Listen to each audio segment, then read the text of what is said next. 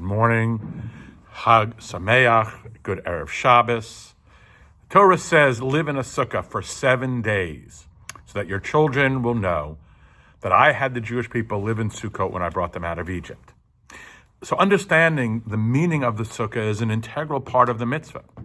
So what is the meaning of a sukkah?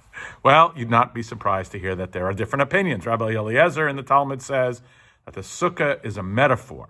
It represents the clouds of glory that surrounded the Jewish people during the wilderness years from when they left Egypt until they arrived in the Promised Land. It protected them from heat during the day and cold at night and bathed them in the radiance of the divine presence. Rabbi Akiva said, sometimes a sukkah is just a sukkah, no more and no less. It's a hut, a temporary dwelling. As the kids say, it is what it is.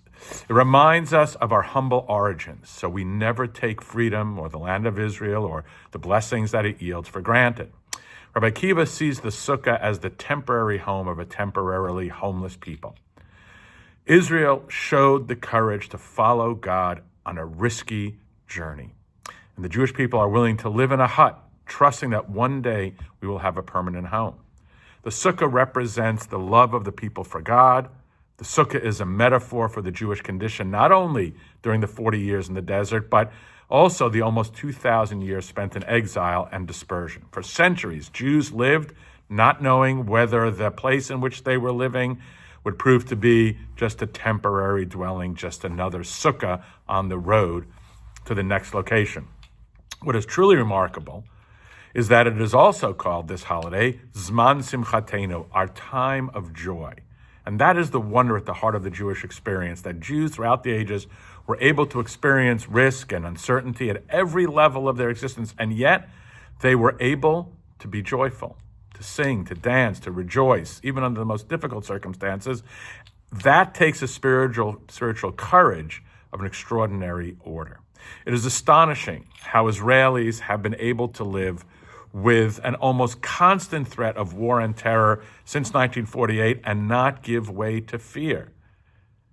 They are believers, the children of believers. Today's Israel is a living embodiment of what it is to exist in a state of insecurity and still rejoice. You can watch the videos on YouTube and see survivors of the Nova Festival, survivors of October 7th, marrying, raising families, singing and dancing, especially with the joy that is in the air right now.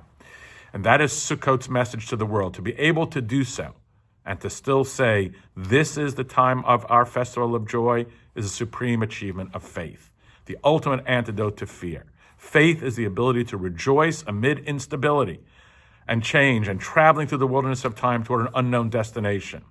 Faith is not fear. Faith is not hate. Faith is not violence.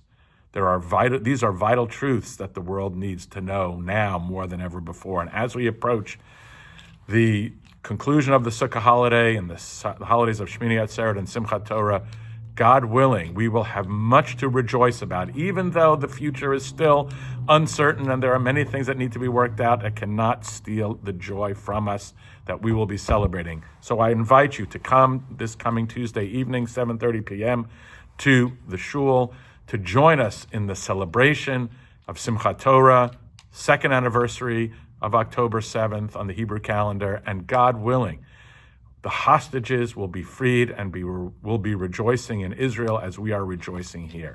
Wishing you a Shabbat Shalom, a Chag Sameach, and look forward to seeing you very soon on Simchat Torah.